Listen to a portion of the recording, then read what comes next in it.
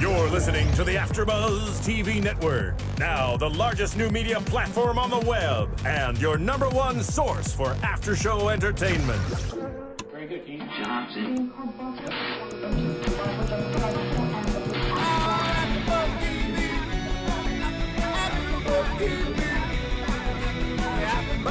From the AFTERBUZZ Studios in Los Angeles, California, presented by Maria Menounos and Bing.com, and streaming live thanks to Akamai Technologies, this is AFTERBUZZ TV's Doctor Who After Show. We'll break down tonight's episode and get you all the latest news and gossip. If you'd like to buzz in on tonight's show, you can buzz us at 424-256-1729. That's 424-256-1729. And now, another post-game wrap-up show for your favorite TV show. It's AFTERBUZZ TV's Doctor Who After Show. I love that there's applause. That always makes me so happy. Much deserved applause. Oh, it's all for me. No, it's really not. Yeah. Hey guys, Bing is for doing, and we are here doing another episode of Doctor Who, our Doctor Who After Show. This is, and I don't think we wrote down the exact number. It is serial number 90. It is the 14th season, 5th serial of the 14th season, originally broadcast January 29th, 1977. I was alive for this one. That's awesome. Robots of Death. The Robots of Death, which was recommended by our special guest last week, Sean Rosato. So thank you, Sean, because nothing, there can't be a better title out there than The Robots of Death. No, it's pretty straightforward. Yeah. Yeah. If they're robots, they're going to be deadly. They're either the robots of friendship or they're the robots of death. They're the robots of death, and I have to say I prefer the robots of death. Sure. It makes for way more engaging television. I don't want to see Care Bears with robots. No, it's sort of like Cylons. Well, some of them were the robots of death. The majority. Yeah. The vast majority, some would say. It's true. Yeah. It's true. Okay, so I want to start with Leela, because if you guys have been watching, you know that I have had occasion to criticize some of the former companions. And by that, she means she's had a consistent dissatisfaction with every female companion that has been trotted out. Yep. Although you missed City of Death, so you didn't see Romana. Right.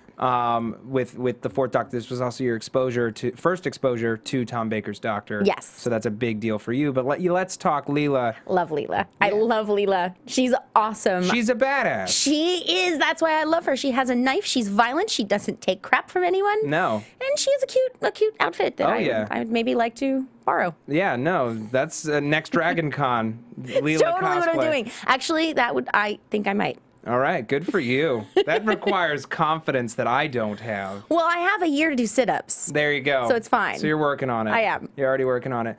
But her approach is very different from the majority of companions that we've seen, because the majority of them are either, normal girls plucked from obscurity, or there's some kind of scientist. Yeah. Or Romana, who's a time lady, she's a thinker. No, Leela is a woman of action. She's going to stab somebody if they get in her way. See, anyone who knows me and has been listening to any of the shows knows of my vast collection of weaponry and how much I appreciate the stabbiness. Yeah. I really do. I think what was interesting, because I was talking to a friend of mine who's in the middle of writing a book on the history of Doctor Who. His name is Alan Kistler. You should check out his stuff. But he was telling me that Tom Baker actually didn't like the character in the beginning. Really? Yeah, he thought she was too violent. So I thought that was kind of interesting. But he also, I found out, was a real crusader for keeping the companions intelligent. Yeah, intelligent and active, which I think is Leela's strong suit. The thing that I really like about her versus some of the other companions is that even though she may have a tendency to violence, it's a nice counterpoint to the Doctor's intelligence, and it allows them to have kind of a bit of a debate. We didn't see as much of it here, but I think that dichotomy is very important, especially in the earlier seasons of Doctor Who, where we didn't really see the Doctor's violent side as much. We didn't really see that until Colin Baker's Sixth Doctor. Yeah. Yeah, later in the 80s. Yeah, and I have to say, I know that so far my favorite Doctor has been 2. Now it's 4. Yeah, Tom Baker is the man. I love him. Now I want that scarf. If someone wants to knit me a scarf like that, I would not say no to it. You should really take a chance when you get a second. Check out City of Death. Oh yeah, I actually want to do that. It's so funny, and it's just a breezy you know, kind of like, that one's more like an art heist caper. This one is a murder mystery. Yeah, it's 10 Little Indians. Yeah, it's a murder mystery on like this great Sandminer 4, which is like this terrific model, old school model shots, which I loved. No, actually, I thought they were really cool. Yeah. And of course the robots with the very intricate faces and just kind of like, what was it about sci-fi that made everybody make all costumes out of kind of like puffy rayon I've stuff? always wondered that. I don't know if it was, you know what, maybe it was spacesuits. Spacesuits, or I think it just might be the next evolution of like the Flash Gordon style art. You know, because everybody's got like the lapels that slope up at the sides, and it's all crosses, and it's just puffy rayon. It's like a life vest, and the robots are clad in it too. They're not made of metal; they're made out of puffy rayon. Well, I think that I will never wear puffy rayon. Yeah. I have to say that right now. No one wants to add puffy. Yeah. But I particularly like the headdresses that the ladies were wearing. Mm-hmm. Those were, it was all very sort of underwater themed. Yeah. To me, I mean, it kind of looked like that, like the sort of seahorse top on one of them, and then Toos had the seahorse top. I loved all of their names. Like, I know. Yuvanov was the only one that was in any way kind of like, you know, it was like Russian. But yeah. like, and that was based on Asimov. Yes. Which I thought was cool. Yeah, you know, and this whole episode is rich in Asimov's work, of course. Yeah. But of course, there was also Borg and Zilda and Chubb. Chubb. Chubb and Cass. That's an unfortunate name right there. Yeah. Really. Oh, poor Chubb. Poor Chubb. And he's the first one to die. Exactly. That's why Chubb dies first. Oh. Chubb dies first so that we can't have too many jokes about it. Oh, we can have so many jokes about it. Yeah, the Doctor found a Chubb in the while he was getting covered by gravel in that chamber. I just went somewhere that was really inappropriate. The Doctor was discovered with a Chubb hiding secretly. And the robot found him with a Chubb. Oh, dear. And we'll get off this subject. That's a whole different show. Subject getting off right now. Well, let's talk a little robot, because this is one of those classic. This is actually one of the things that I remember from The Matrix, all the animated ones that came out. The Animatrix, yeah. Yeah, and there was I'll never forget. There's just a visual of robots dressing up in human clothing. Yes, you know like what I'm talking about. The suits and the top hats with the monocle. I loved that image. Yeah, and just and I think it's something interesting because all right, so my dad always tends to put personalities onto inanimate objects. I mean, as a joke, but he's like, oh, you gotta say goodbye to your car when you get rid of it, and oh, bye house, and all that. And I think, but that is a very human tendency to, like, that's why pet rocks worked. But I think there is something about that, and so that's sort of a normal human emotion when you build something, and so you want to sort of give it a personality. Yeah. So, and then you have the other side of it where everybody is sort of blowing off these, I don't want to say creatures, but machines? They are machines, but they're not, they do feel. That's like the one thing that no one on this sandminer seems to understand. And we, of course, have our villain who is raised among robots. And he identifies with them more than he does with humans. And it kind of, to me, it harkens back to the Ganger stuff in season 6 of the new series, where we're talking about, you know, is the flesh alive? Is it real? Does it exist? Can it really feel? No, it's just a clone. Yeah. It's the same theme. And I think it's done as elegantly here as it was there. Absolutely. Yeah, it's something that when Roth, who's out today, and I did our Eureka show, there was a robot Holly, and same thing. You had to decide whether or not what is life. Yeah. And it's a huge question. So but it's something that it's very difficult to tackle outside of sci-fi. Yeah. So it's kind of cool that you have this opportunity to do that here, because like where does life lie? What does being alive actually mean? I think that it's truly, it's just the perception. It's having something beyond an order. And I think that these robots ultimately have some affection for the people that they work for. They understand things more than anyone else would really care to assume. Yeah. But the thing to me that was the most interesting theme in this episode was that robophobia. Yeah. That what was his name? Contracted. Pool. pool contracted this robophobia because it's like, you know, you see it in Terminator, all this stuff. The more we come to depend upon machines, the more important they are, and the more important it is to know that they will never turn on us. Right. And if that most crucial of Asimov's laws, you know, is undermined, there would be widespread panic. Yeah. Because the entire system would break down. The system exists based on the fact that these robots will do whatever we say, but they will not harm us. Yeah. They will not harm us. They are the same as a can opener. Once they have the ability to harm us, they are a threat. And I think that any robot that can think is a threat, technically. Yeah. Because they might eventually decide that order not to harm humans will not help them survive. Yeah. I think that anything that can think has a survival instinct. And Totally. these robots have the exact same thing. Yeah. Well, it's interesting that Roth is not here because, as you viewers may know, she has a huge problem with Siri. She would love this episode. I know. This episode would be like crack to her. Yeah. The debate would be insane. Oh, she's absolutely. Oh, we actually have a caller. Yeah? Yes. Who's on the phone? Hey, it's Greg in Omaha. Oh, hi. Hi, Frank. Thanks for calling in. I enjoy your AfterBuzz podcast. Thanks for doing the show, Doctor Who. Thank you. Thank you so much for calling. This is one of my favorite episodes from the original series. I think it's one of mine too, actually. Yeah. I love the quality of the production values that can be good for this episode compared to others. Yeah, it's really fantastic. So did you just watch it this week? No, I haven't seen it for a while either. I should pull it up and show it to my daughter. She's Yes. a big new series fan. Ooh. Well, then you should show her so that she has Leela to look up to. Yeah. Because Leela's awesome. Yeah. I'm a huge fan. So, is there another episode that you absolutely love, or was this your favorite? Well, Image of the Sun Doll's pretty decent. Mask of Mandragora has pretty good values, I thought, for Baker episodes. Okay. And Mask of Mandragora. Mask of Mandragora. Mandragora is which Doctor? That's a Tom Baker episode. That's also. a Tom Baker. All right. Well, we will have to put that in the queue, obviously, Yes. to do it a later date. Thank you so much for watching and for listening. Keep it up.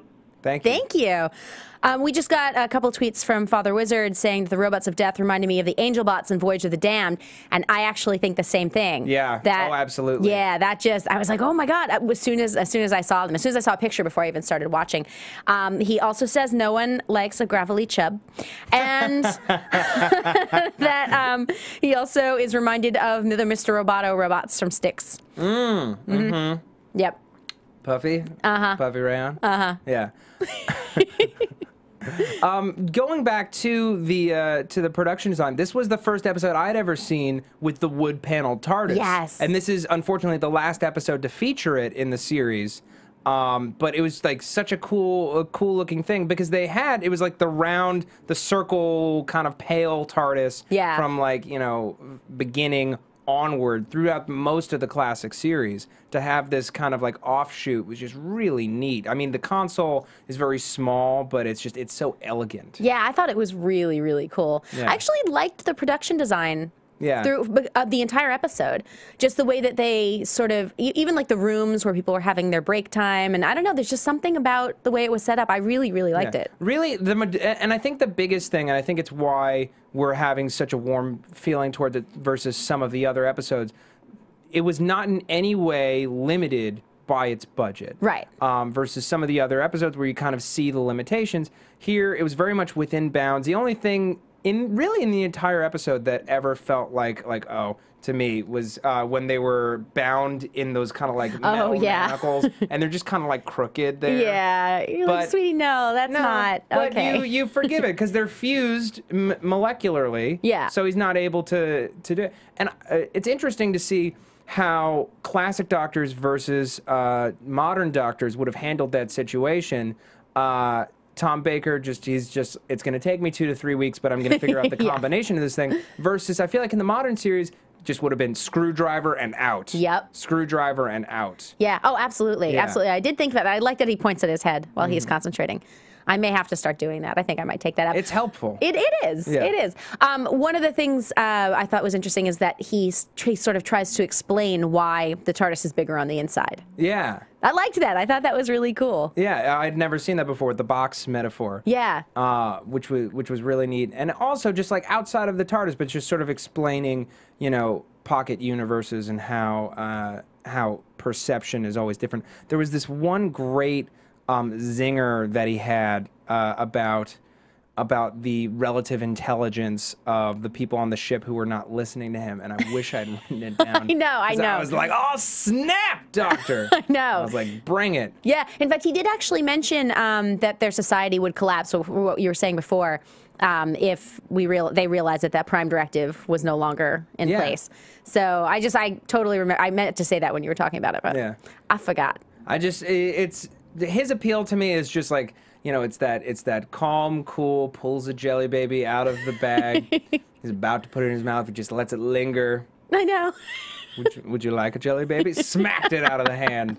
How dare you offer me sweets at a time like this? I know. People are being murdered, Doctor. Although then he did seem to have another one. Yeah. After that. He's got a bunch. I bet his pockets are also pocket universes, and one is just filled with little bags of jelly babies that never get stale. You know what? He probably does have that, like a bag of holding. Yeah. That was such a nerdy reference. Wow. It's okay. You're allowed. You're in a safe place, Jenna. Thank you. You're in a safe place. Nerd alert! It's totally true. You could just play that at the top of the show. Yeah. You don't, there's no alert here. This isn't a surprise. This isn't a surprise. I might be a little nerdy. Yeah, and also I was watching Harry Potter yesterday, which is not helping. But she had her bag that, her magic bag. Magic bag. Book 7. I'd kind of like one of those. Yeah. But just like the functionality of having fresh jelly babies all the time, he can't just pop back down to Earth every time he wants more. It's true. Because it would take up way too much of his time. It would. Yeah, because he'd have to land in England in a time period where they exist. It's true. And they don't go back that often. Also, before I started watching Doctor Who, I lived in London and used to eat those all the time. Jelly babies? Mm-hmm. Tell me texture-wise, are they more dense? Are they more dense than a gummy bear, less dense than, like, say, a jujube? They are less dense than a jujube. They are probably, as far as density, like a gummy bear, but they have sort of like a powder over them. They're really good. Yeah. And, oh, wow. Yeah. Now I really want some. I know. Well, you can't get those here, but I would recommend that at Trader Joe's they have these little penguins called gummy tummies, and it's like these gummies with like liquid tummies. Getting off track. Wow. Yeah. But that's just the best name for anything ever, gummy tummies. Gummy tummies? Back to the show. Yeah. Yeah. Which also has an awesome name. Yes. The Robots of Death. Robots of Death. Robots of Death. The robots. Which there were some alternate titles. Oh yes, I did see that. Oh, and I did want to mention that the woman who played Twos, I believe, was originally up for the role of Leela.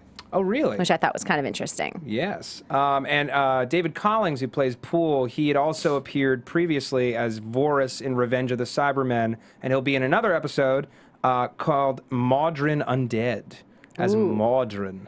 But the original titles for this episode were Planet of the Robots and The Storm Mine Murders. I am very happy with the title that they chose. Robots of Death is awesome. Yeah. And the ship main cabin set had been previously used in a previous episode called The Planet of Evil. It was reused for this episode. That's also another excellent title. Yeah. The Planet of Evil. Planet of Evil, Robots of Death, City of Death. It's like, let's just cut to the chase. Yeah. Okay? Yeah. Because I have to say Carnival of Monsters was not quite a carnival. No. Well, that was misleading. Right. Yeah. Right. I mean, there were pom-poms. Yeah. On outfits. Yeah. I just love that there's a difference between robots and Cybermen, which are robots. Right. Well, no, they're not. They're people who have been fused inside of a metal shell and all emotions have been removed, okay? I know the difference, fans. But Tom Baker's first episode is called Robot, and then he's got this robot episode. Yeah. And I'm eager to see if he has more robot episodes, up his sleeve. Oh, yeah. Well, something else that I read that was really interesting, Leela, Louise Jameson, she said that Tom Baker was actually a little cold to her in the beginning. Yeah. And that during one scene, I think 4 episodes in, he kept upstaging her, and she kept just insisting on new takes. And I guess he has a little respect for her after that. Oh yeah. No, you gotta stand your ground with Tom Baker. He'll steamroll you. Yeah. He'll steamroll you. He's got that hair. Yeah. I love the hair. All up in his face. And I loved, there's this one visual where like he's escaping the robots in the 4th episode, and he puts his hat and the scarf on one of the robots, Yes. and the other one starts choking him out, the one who's been stabbed in the head. That was and awesome. just like, kill. And like the other one, he's like, I am not human. He says, like he's trying to reason with him, but in the robot voice. It's just so funny. It's just so kind of silly, but they're threatening. They're threatening and silly at the same time. It's true. I mean, there are definitely certain things as far as like the acting style that wasn't very, very different, but there was just twos when she's attacking the hand that's in the door. Yeah. She's like, oh no. Yeah, no. Go away. With like a vase. I know. With like a vase. After we've already learned that knives cannot pierce rayon. Yeah. It's fine. It's whatever. You know, it knocked off. Well, no, he pulled the hand off. It didn't actually knock off the hand. Right. But she was doing whatever she could to survive. In a very dramatic, girly way. Very dramatic way. I loved like the staging. It was the scene between Ivanov and what was the name of the other woman? Oh, Zilda. Zilda. Yeah. And she was just like professing her disgust for him. And he had hoped that maybe when he was rich, he could have made her his bride. I know. I mean, he had his mouth next to her ear. This like intimate framing, like where they're like right here, like this. Oh my God, Yeah. that was really. I was like, I feel very uncomfortable all of a sudden. Kind of violated. You're kind of creepy. Yeah, I know. And like Ivanov has like this collar like the Master does, Yeah. like in like the old school stuff. They just love those collars. They really do. And he had his like peacock headdress. Oh, that was so fancy. It really was. There's this thing that like has happened on multiple episodes, and not just on this show, where it's like, okay, well they're aliens, but they're human aliens, kind of. So let's just paint their face a little bit.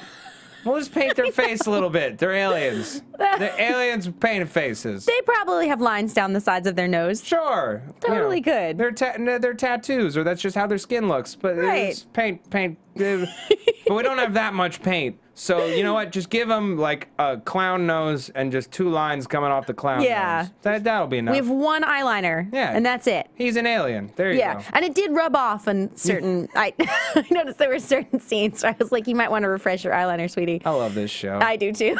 Yeah. It's kind of awesome. I mean, one thing that guy was telling me, Alan Kistler, he said that Leela is she was the.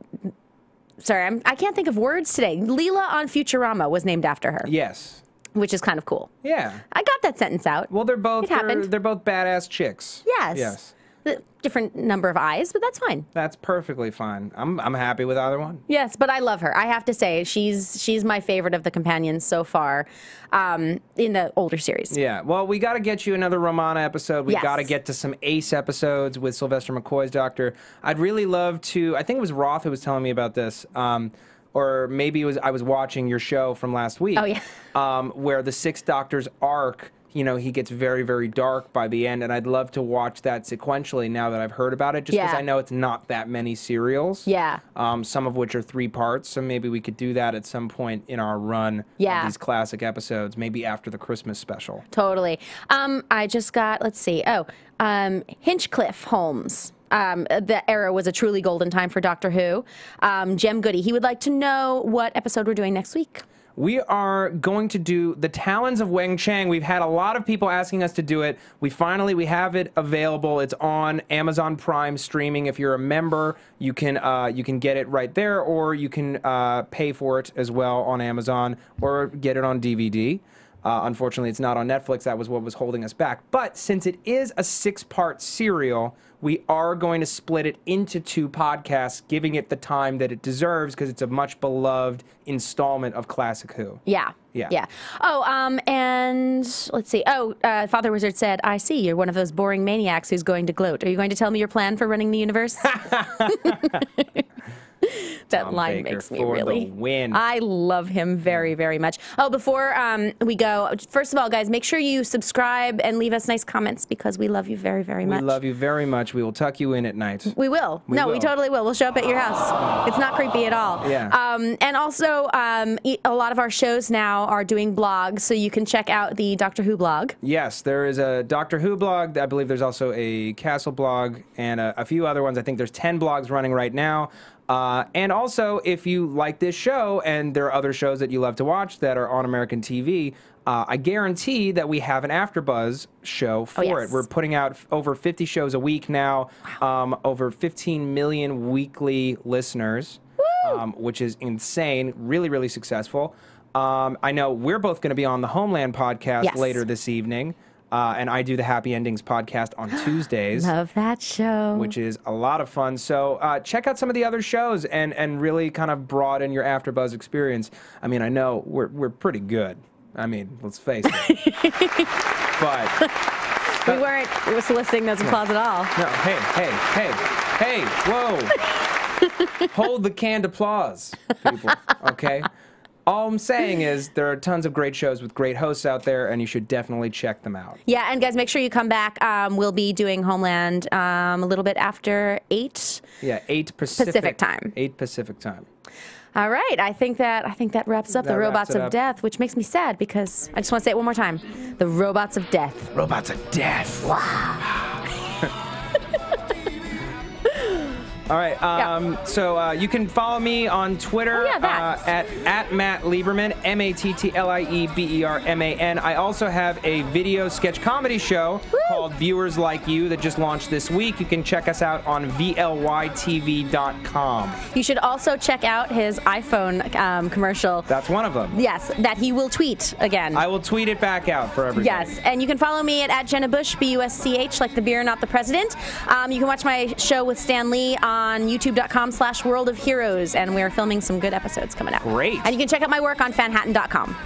All right, good night, everybody. Bye. From Bing.com, executive producers Maria Menounos, Kevin Undergaro, Phil Svitek, and the entire AfterBuzz TV staff, we would like to thank you for listening to the AfterBuzz TV network. To watch or listen to other after shows and post comments or questions, be sure to visit AfterBuzzTV.com. I'm Sir Richard Wentworth, and this has been a presentation of AfterBuzz TV. Buzz you later. The views expressed herein are those of the hosts only and do not necessarily reflect the views of AfterBuzz TV or its owners or principals.